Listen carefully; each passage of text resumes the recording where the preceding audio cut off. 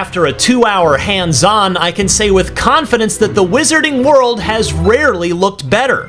The lilting charm, cockeyed whimsy, and high fantasy hijinks of Hogwarts Legacy is rendered with dogmatic servitude to the books.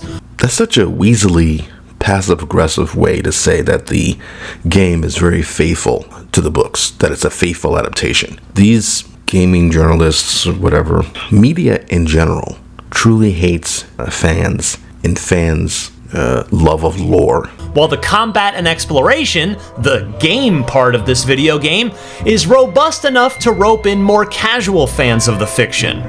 Unfortunately, it's all happening at the exact moment the world is reconsidering their lifelong ties to one of the greatest stories ever told. No. The world is not reconsidering its relationship to Harry Potter. The world. Most people don't really care either way about trans issues. They just want to play Harry Potter.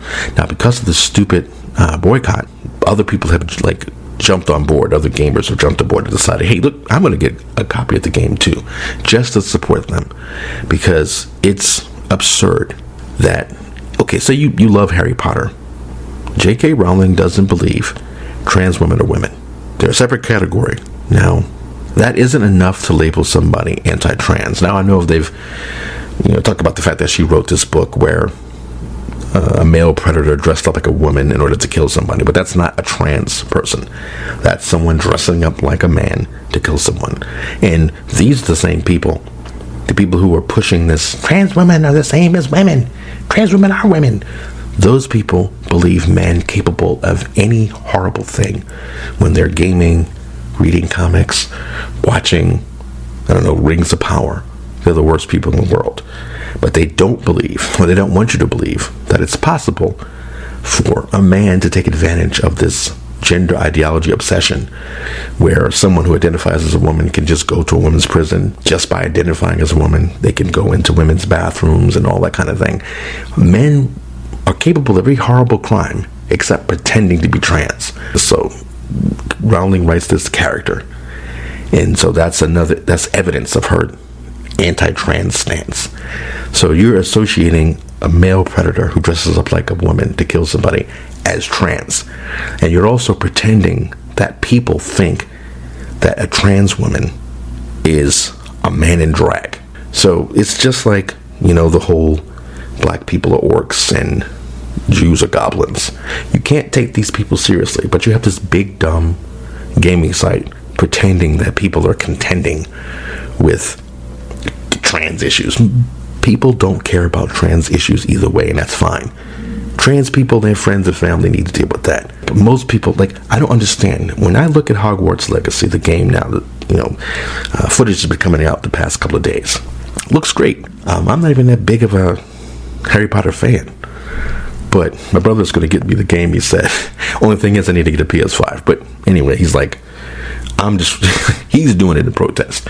He's not a big Harry Potter fan either way, but he's like, I'm definitely getting the game, because it's gone too far. This gender ideology, this performative nonsense that we're supposed to affirm people with mental problems.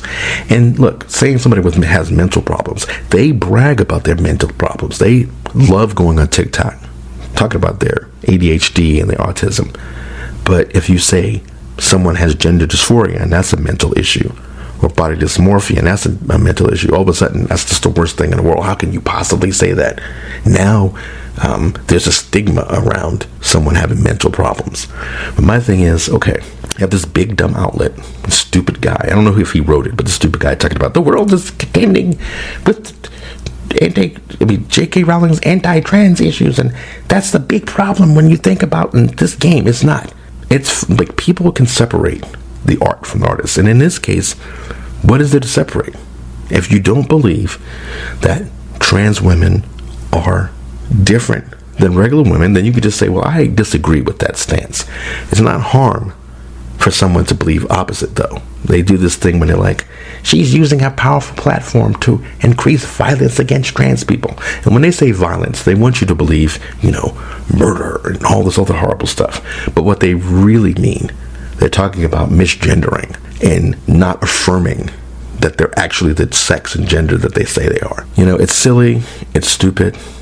Hogwarts looks great. And when I'm looking at this footage, like I said, I'm not even that big of a fan of it. I want to play the game. My brother's going to get me the game. But I'm looking at it, I'm going, man, if I truly loved Harry Potter, like, I would lose my shit looking at the footage and looking at this and thinking about, you know, you're running all through Hogwarts and you're doing the different spells. And why would anyone deprive themselves of that? Because you've got these sociopaths on social media telling you she's anti-trans because she doesn't believe. But again, they don't say what she believes. They just say she's a TERF and she's anti-trans. And when you actually look at it, she said, support trans people, but they're different than women. You can't erase women by saying that trans women are the same. And again, it's more about trans women being the problem in society right now. Not them themselves, but the way that they're being pushed on people. Here's my controversial take of the day that nobody asked for, but I just feel so strongly about this.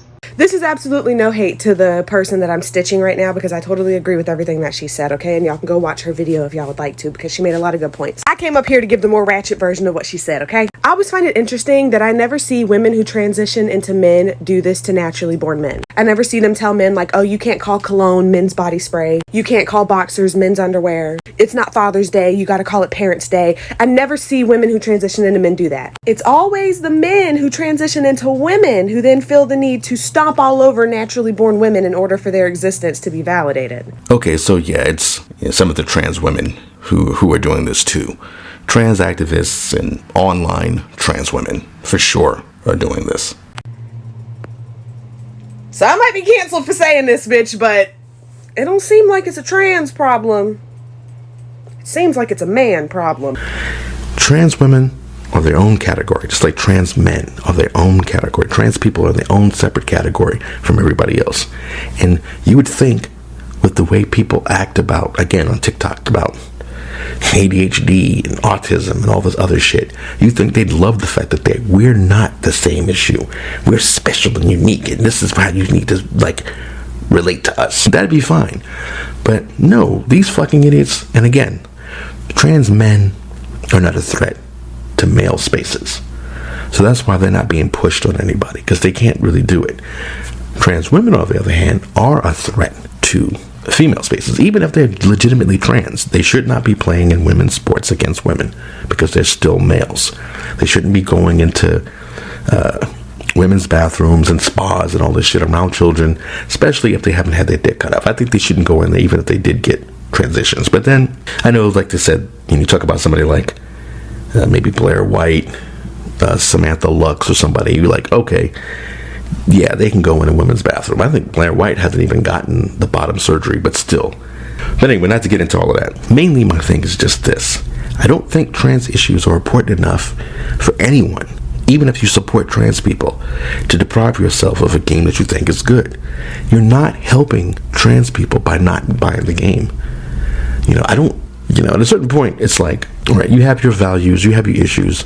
If you think this person's a threat, you don't want to play the game, that's fine. But if you're really just doing this performative thing where you don't want someone to disagree with the most extreme view of trans people, they've labeled J.K. Rowling as a TERF. They've called her anti-trans. She never said she was anti-trans, and she never said she was excluding trans people from feminism. She just said they're not the same as biological women, and you can't erase that because they have their own particular experiences.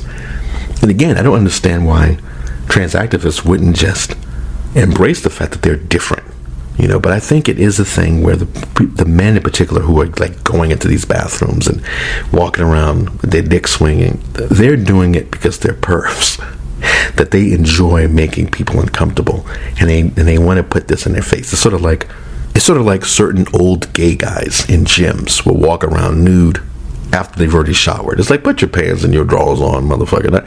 I don't want to see that. But those guys are kind of like advertising. And in this case, at least they're around grown-ups or whatever, but you see these stories of these so-called trans women. They just identify as trans. They just say they're trans, and they walk into a bathroom with women and kids, with just nude and just staring at the women and the kids like, yep, you see, I'm in here with you, So I don't trust those people. It's not unheard of that men would take advantage of that. And it's nothing wrong with women being concerned about men being in their spaces. And trans women are not women. And even if you believe that they were, if someone disagreed with that just by citing biology and science, there's something wrong, I think, with you if you couldn't just accept, yeah, they don't agree with it. I understand that the Parents' Day chest feeding argument is usually made by non-binary people, but it's not only made by non-binary people. She's the one, Cole.